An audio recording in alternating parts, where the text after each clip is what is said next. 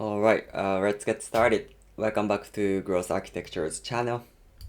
This is going to be the third video, I think, after I started this series.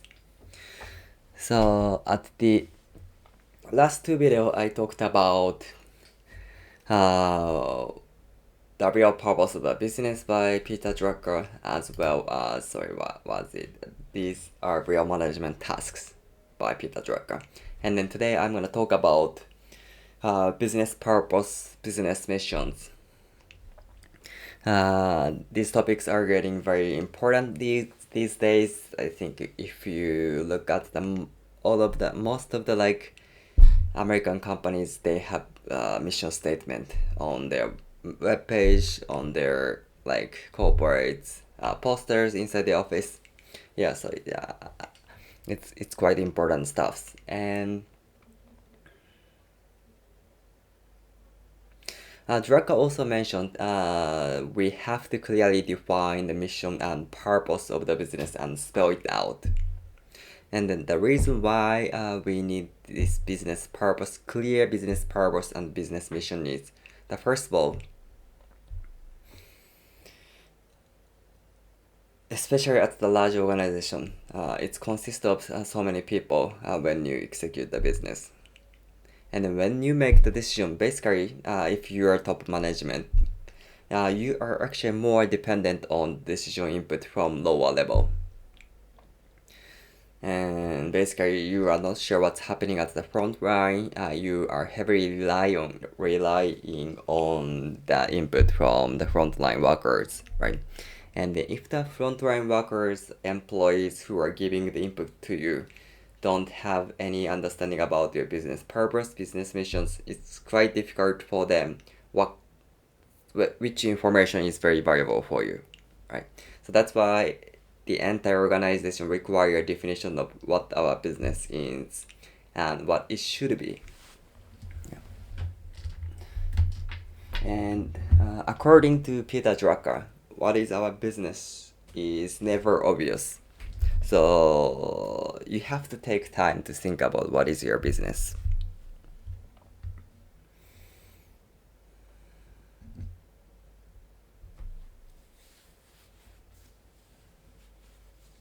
Sometimes it's also very variable.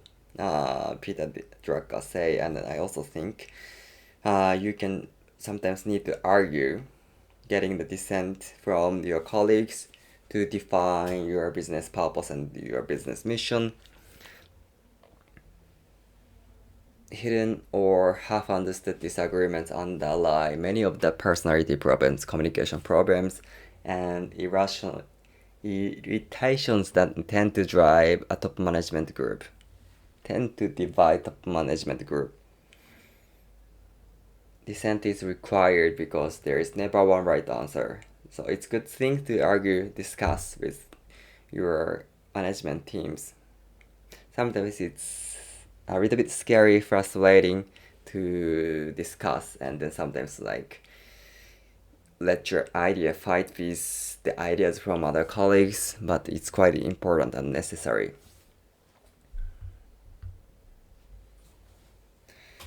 And however, Peter Drucker, I gave you some hint about how to think about what is your business. What is our business can be answered only by looking at business from outside, from the point of view of customers and the market. Remember, basically the business, the products you provide, the services you provide is defined only by your customers and market. It's not you to define it. So think about customers' reality.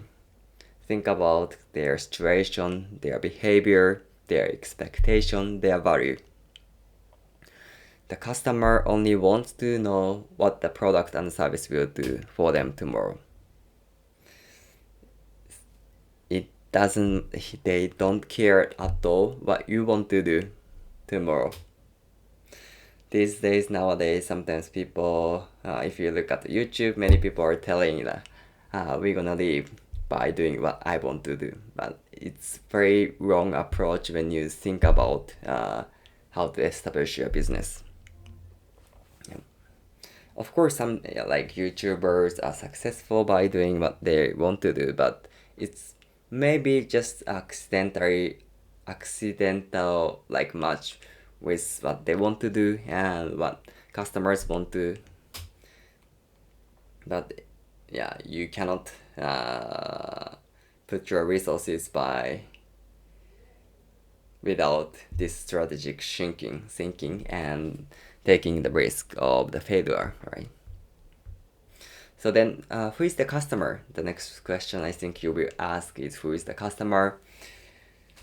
There are usually several customers for your business, for most of the business. For example, if you think about the consumer packaged goods companies, of course the consumers are their end customers, but they also have the customer as a grocer, right? Unless they put their products on their shelves, customer won't be able to buy. So it's going to be the invisible. So they have to come up with the idea who can which can give the value to the grocer as well. One interesting, little bit old but a very probably helpful example he mentioned is the example from the rug and copper industry, who has shifted their customer thinking only from like end customers to both the contractor and homeowner. And they thought making it profitable for the mass builders by selling wall-to-wall carpeting, which can put over on cheap and unfurnished flooring, would be very valuable for the contractor. It's not homeowners. And making it a part of the mortgage to help homeowners by working with government agencies. So they actually communicated with the government agency and make their wall-to-wall carpeting as part of the mortgage. And then basically, if you think about just your dream, your home, maybe sometimes for most of the people once in your life to build your own dream home, then quality are only good, better, and best. And basically, I think most of the people choose best one, right? It's not easy to change it later on, so therefore people choose the best quality by using their mortgage. And if they calculate back those costs into the like monthly mortgage payments, the difference of the better and best, good and best, are isn't so big, isn't big difference at all. Yeah, another example is insurance company have, of course, insurance sellers, and then they also sometimes act as investors. Bank has depositors and borrowers. Telephone companies sometimes subscriber plus. Regulating agency is their customers. And then also a unique case is that there are businesses in which economically there is only one customer, while strategically in terms of buying decision there are two or more. Think about IBM. They try to sell their product.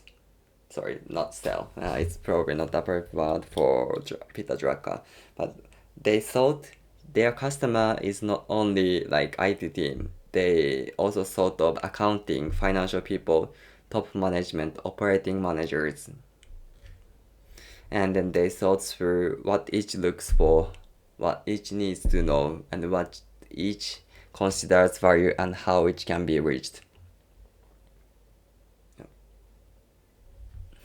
And then you guys need to think about where is the customer.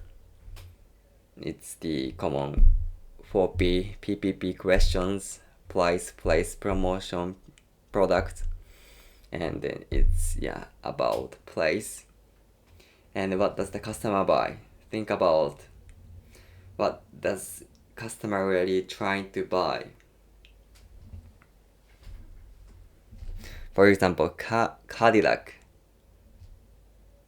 is not competing with their similar industrial products. They are competing with diamonds and mink coats. So the career customer does not buy transportation, but they are buying status. Yeah, so they have to provide the product which enhance the status of the customer. They don't need to compete in terms of like functionality as a transportational vehicle. Yeah, right. And what is the value to customer? Getting into more deeply, for teenagers, girl, value in shoe is sometimes high fashion for most of like young girls. It has to be like hot. Price is secondary consideration and durability is not a value at all. But for young mothers, durability, price, comfort, and fit are quite priority. So basically, the customer never buy a product. The customer buys the satisfaction of want. They buy values. In many cases, price is secondary and limiting factor rather than the essence of value. Electrical equipment, the price of the manufacturer plus the cost of installation is priced for the contractors. For the Xerox case, this is probably the famous example, but what the customer wants are copies rather than machine. That's why they put the machine in the office. They didn't try to sell the machine to the customers, which is quite expensive. And then rather they charge the monthly subscription type of fee to the customers.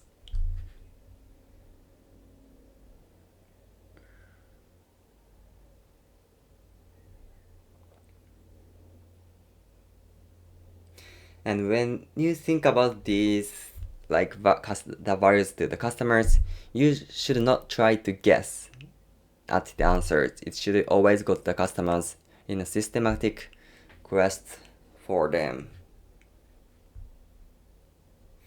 And then Drucker said you have to ask this question at the inception of a business. And it is also most important time to ask seriously this question is when a company has been successful. Yeah, when your company is successful, it's very hard to think about other stuff very seriously, but you have to prepare for the future.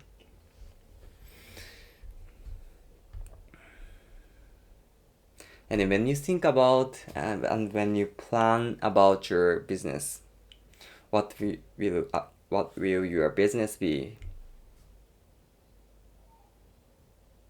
And what should your business be? Please use, of course, you have to market data like future prediction. It's not easy to predict future, but there is only one thing which enable you to predict future at certain aspects. Do you know what it is? It is about demographics. Changes in population structure and population dynamics are very, very clear if you look at just the statistics from the data government are issuing. Demographics is a few clear things in the future. You can know buying power, buying habits, the size and structure of the workforce. Maybe you can also guess educational level of each demographics, which quite affects what type of product they need. As just one example, when the magazine industry started falling, most of the people thought, okay, this is the end of the magazine. But however, some of the smart magazine publishers look through the demographic data as well as the educational level, and then they came up with the idea that the specialized magazine would be probably in needs in the future because of the growth of the educated people. And then boom, if you go to the bookstore these days, you'd see many of the specialized magazine for fishing or skateboarding, music, right?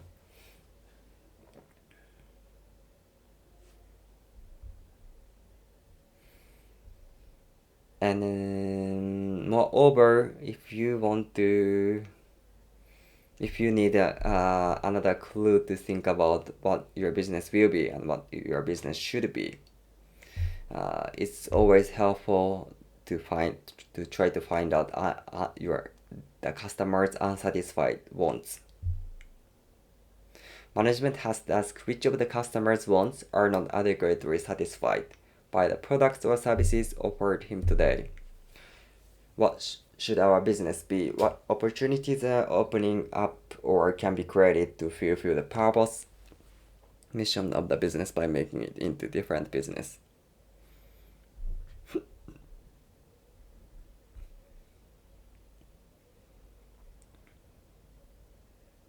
Yeah. And let me add just a few more points today. And we started from the question what our business is and what our business will be and what our business should be. Sorry, what should our business be? And then Peter Drucker also mentioned it's quite important and necessary to have a planned abandonment system in your organization. What also important is planned systematic abandonment of the old no longer fits the purpose and mission of the business, no longer conveys satisfaction to the customer or customers, no longer marks a superior contribution.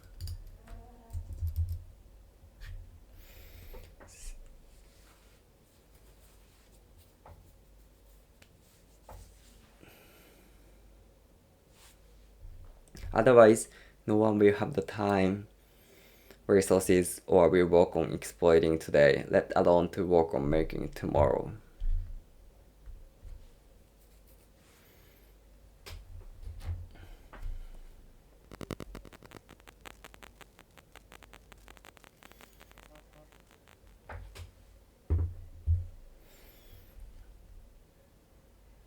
Yeah, and the important points keep going. However, I'm gonna pause today here. If you have any question, please leave your comment on the comment section below. Yeah, please let me know what you thought and what your business is and what your business will be and what should your business be, what will your business be, what your business will be, what will your business be, what should your business be. Sorry, I'll pop out. Yep. And at the next video, I'm gonna talk about objectives. Please subscribe if you're enjoying this channel. Yep. Alright, have a nice Friday. And have a nice weekend. And see you again soon. Bye.